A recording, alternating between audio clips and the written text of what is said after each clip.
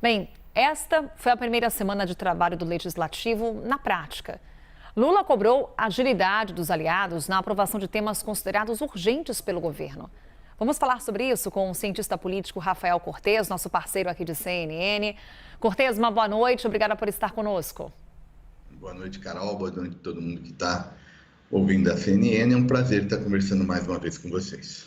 O Rafael, nessa semana a gente acompanhou a reunião de Lula com líderes partidários e naquela oportunidade o presidente disse que quanto mais tempo passa, fica mais caro aprovar as pautas de interesse do governo. No que Lula tem pressa?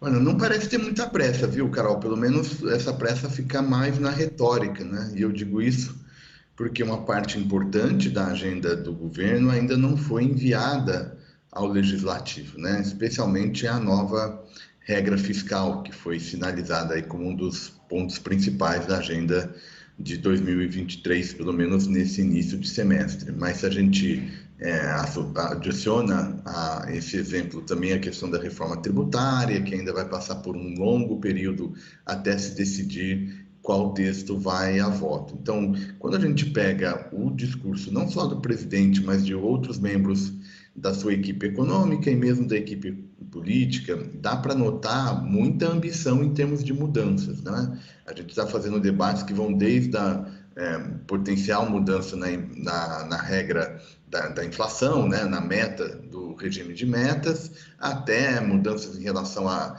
como é que se calcula juros para investimentos, enfim.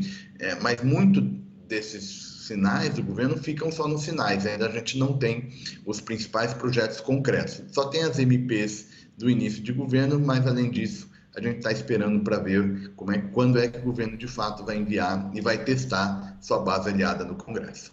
Pois é, essa semana, inclusive, Cortes, ela foi tomada por um embate entre Lula e Banco Central. Qual que é o fôlego desse conflito? E em que medida esse embate acaba prejudicando pautas de interesse econômico, como, por exemplo, reforma tributária? Vamos lá, Carol. Primeiro, acho que o ponto de partida é a gente não perder de vista que é uma agenda legítima do presidente, né? Faz parte do regime de metas de inflação, eventualmente fazer alguma mudança definida no Conselho Monetário Nacional, formado pelo presidente do Banco Central, ministro do Planejamento e ministro da Fazenda. O que me parece um pouco mais difícil de tentar entender a racionalidade, talvez a racionalidade política a gente entenda, né? O presidente quer jogar o holofote em algumas agendas que vão ser importantes para a sua popularidade.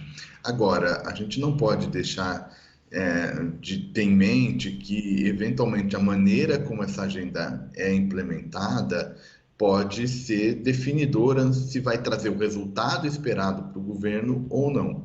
Em tese, tudo isso, Carol, é para gerar, do ponto de vista do governo, uma taxa de juros que ele pensa que ser condiz com o atual estágio da economia. Então, ao fim e ao cabo, é mais ou menos isso, né? Tem uma ideia de que com essa patamar de juro é muito difícil de crescer, e é verdade, e agora o governo tenta encontrar uma maneira para reduzir esses juros. O problema é que é o como, né? Para resumir assim, como é que você vai fazer essa redução? Então, essa estratégia mais conflituosa, ela pode ter o efeito contrário ao esperado pelo governo, e para fazer a ponte com a sua pergunta, né? Em algum momento começa a dividir a base aliada, Carol, porque não é uma base aliada homogênea, muito menos do ponto de vista da agenda econômica. Então, eu imagino que o governo vai colher algumas derrotas logo de saída por conta dessas divisões. Ainda sobre esse debate, durante essa semana, Cortes, a gente conversou, por exemplo, com a presidente do PT, Gleisi Hoffmann, com o Randolfo Rodrigues, líder do governo no Congresso. Eles foram unânimes em dizer que não será discutida a autonomia do Banco Central, porém, aí trouxe esse debate em torno da meta de inflação, em torno da taxa de juros. É uma briga que o Congresso deve entrar? Você acredita que o embate Banco Central-governo vai também ser levado pelo Legislativo? De alguma maneira, sim. Embora, né, do ponto de vista formal, né, pode ter mudanças sem necessariamente a participação do Legislativo, né? Isso é uma atribuição do Poder Executivo na condução da política econômica. Mas, de todo modo, essas discussões elas acabam reverberando nas instituições legislativas. Por exemplo, a gente pode ter o convite, né, feito pelos parlamentares para que o presidente do Banco Central, Roberto Campos Neto, explique, né, a maneira como ele vem exercendo o seu trabalho. E com isso, né, com esse jogo político, as expectativas dos agentes, enfim, acabam também sendo influenciadas por esse jogo. Então, eu diria que, de forma até razoavelmente surpreendente, nesse primeiro mês, a política monetária acabou ganhando um destaque muito maior do que se esperava. A ideia era, olha, vamos olhar para o fiscal, vamos olhar para a nova regra que vai substituir a emenda do teto, tem a questão tributária, mas talvez nas últimas semanas, o debate sobre política monetária, ou seja, taxa de juros, tem quase que sido monopolista aí pensando na agenda econômica. E você coloca, Cortes, a reforma tributária como um dos pontos essenciais nesse momento para o governo, necessário para o Brasil. A gente sabe que tem uma proposta na Câmara dos Deputados, tem outra proposta no Senado Federal. E nessa semana aqui no CNN Prime Time, a gente conversou com o coordenador do grupo de trabalho da reforma tributária na Câmara dos Deputados. E ali vem uma sinalização de que o start dos debates será na Câmara dos Deputados. Minha pergunta é, você vê no horizonte uma briga pela paternidade da reforma tributária e que, em certa medida, pode prejudicar o avanço da proposta? Vamos lá, Carol. O primeiro ponto é super importante, não só do ponto de vista do governo, né? O governo me parece acertar nesse diagnóstico de que a questão tributária é um dos gatilhos, aí, dos entraves para o crescimento econômico, né? A gente pode ganhar muito em produtividade com uma reforma tributária bem feita, pode também fazer justiça tributária, né? O Brasil tem uma tributação muito desigual que pune os mais vulneráveis, acho que também é um objetivo nobre do ponto de vista do desenvolvimento econômico e social.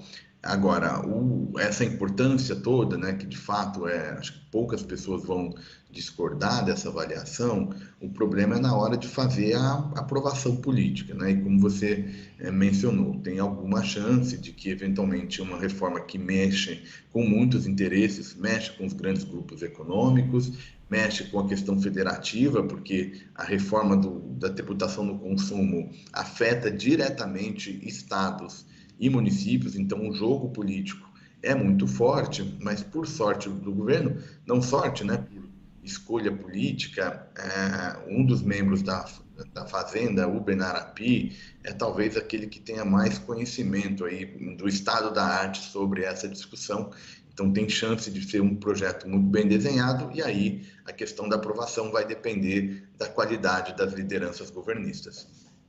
Rafael Cortes, cientista político, aqui conosco no CNN Prime Time. Mais uma vez, Cortes, muito obrigada e até uma próxima. Eu que agradeço, Carol. Desejo uma boa noite para você e para todo mundo que está ouvindo a CNN essa noite. Boa noite. Obrigada, até uma próxima.